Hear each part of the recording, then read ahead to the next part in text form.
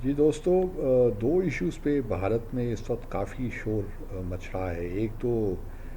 جو president Trump نے 397 million dollar approve کیے ہیں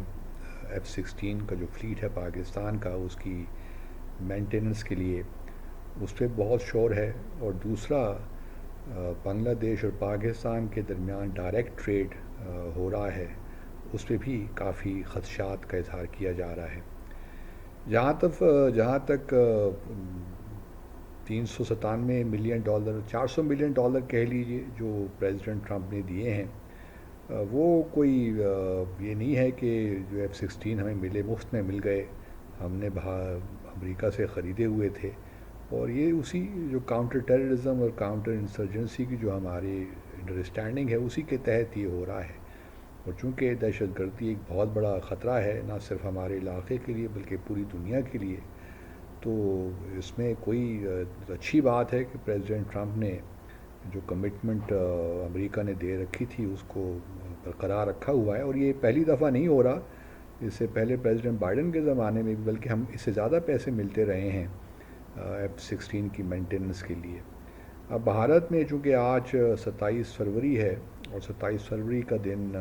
بھارت کو ہمیشہ یاد رہے گا، کیونکہ بالا کوٹ کے ایونٹ کے بعد جو 14 فروری 2019 کو ہوا تھا، جب بھارت نے ہماری ایئر اسپیس کی وائلیشن کر کے بالا کوٹ کے مقام پہ کوئی 2-3 بم گرائے تھے۔ کہ وہ ڈیمیج تو نہیں کر گئے، لیکن ان کا کلیم یہی تھا کہ یہاں پہ جیش محمد کے ٹریننگ کیمپس تھے، ان کو ہم نے برباد کیا، تباہ کیا۔ لیکن اس کے بعد پھر 26 فروری کو پاکستان نے بھی اپنا حساب کتاب برابر کر دیا، اور جو ہے کمانڈر کو جو ہے ابھینندن کو بھی گرفتار کیا۔ آج جو میں بھارت کا میڈیا پڑھ رہا تھا، اس میں یہی تھا کہ جی بالا کوٹ میں کہ اب پاکستان نے جو ریئیکٹ کیا آپریشن سوئفٹ ریٹارٹ، اس میں پاکستان نے F-16 طیارے بھارت کے خلاف استعمال کیے۔ تو یہ تو جو اینڈ یوز ہے،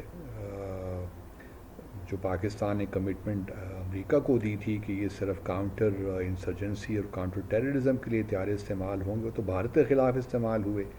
تو یہ تو بہت خلاف ورزی پاکستان نے کی۔ تو اس لیے جو مینٹیننس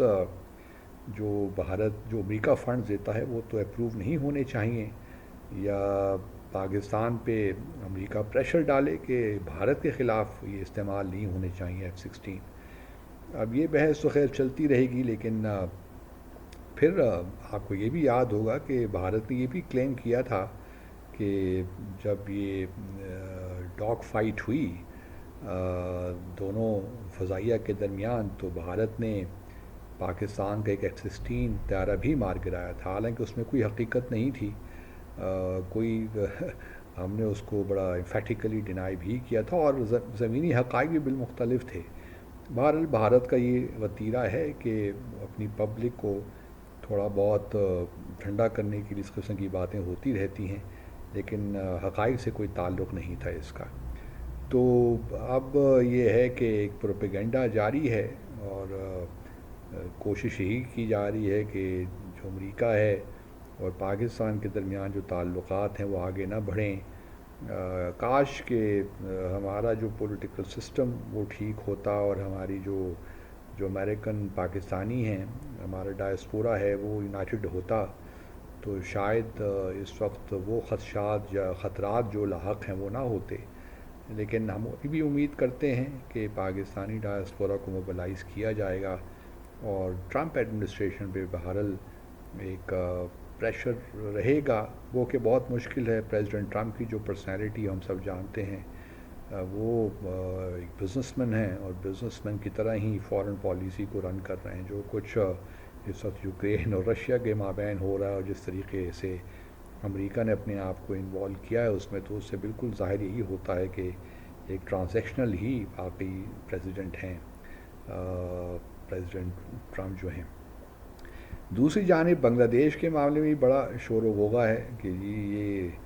بھارت کی کچھ جو اینالسٹس ہیں وہاں پہ یہی کہہ رہے ہیں کہ بھارت کی ناکام پالیسیوں کا نتیجہ ہے کہ پاکستان کو وہاں پہ اسپیس مل رہی ہے۔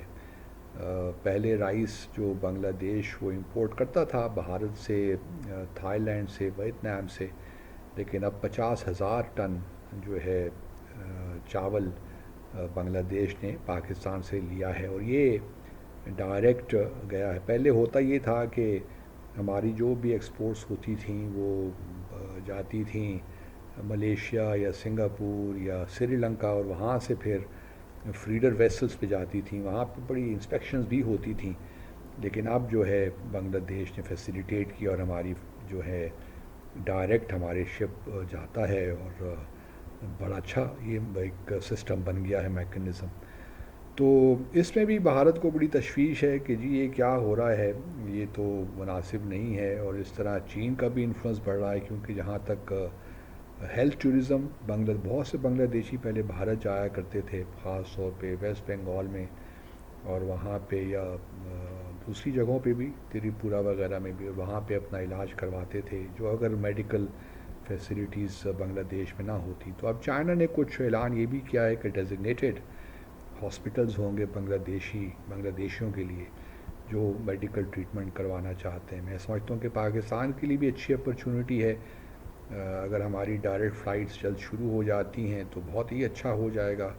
اور بنگلہ دیش پاکستانی جو ہاسپٹلس ہیں اس سے ہی فائدہ اٹھا سکتا ہے۔ ہمارے ہاں میڈیکل ٹورزم ہے کسی حد تک، آپ کہہ سکتے ہیں، خاص طور پہ افغانستان سے بہت لوگ آتے ہیں، پشاور اور اسلام آباد کے تو ہسپتال بھرے پڑے ہیں، سینٹرل ایشیا سے بھی کچھ لوگ آتے ہیں، لیکن بنگلہ دیش چونکہ ہمارا ایک برادر ملک ہے اور اس کے ساتھ ہمارے تاریخی اور روابط ہیں، تو اس وجہ سے بنگلہ دیش کو بھی خاص طور پہ فیسیلیٹیٹ کیا جا سکتا ہے،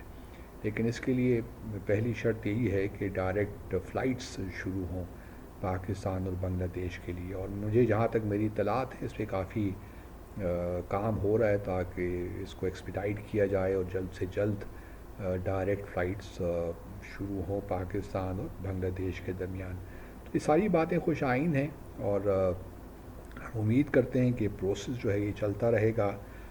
ٹریڈ بڑھتا رہے گا، اور ساتھ ساتھ جو ہے پیپل ٹو پیپل کانٹیکٹس بڑھیں گے۔ بنگلہ دیش کی ٹیم آج کل پاکستان آئی ہوئی ہے چیمپئنز ٹرافی کے لیے، تو ہم ان کو بھی ویلکم کرتے ہیں۔ یہ ایک ایسا رشتہ ہے دو ممالک کے درمیان جو کہ کسی طور بھی اس کو ختم نہیں ہونا چاہیے، نقصان نہیں پہنچنا چاہیے۔ شیخ حسینہ کے زمانے میں وہ رسپانسو نہیں تھیں، ہماری کوئی تجویز ان کو قابل قبول نہیں تھی، کیونکہ ان کا رجحان بھارت کی جانب تھا، تو دیٹ واز انڈرسٹینڈیبل، لیکن اب ایک اچھی اپرچونٹی ہمیں ملی ہے جسے ہمیں گنوانا نہیں ہے۔ Thank you very much.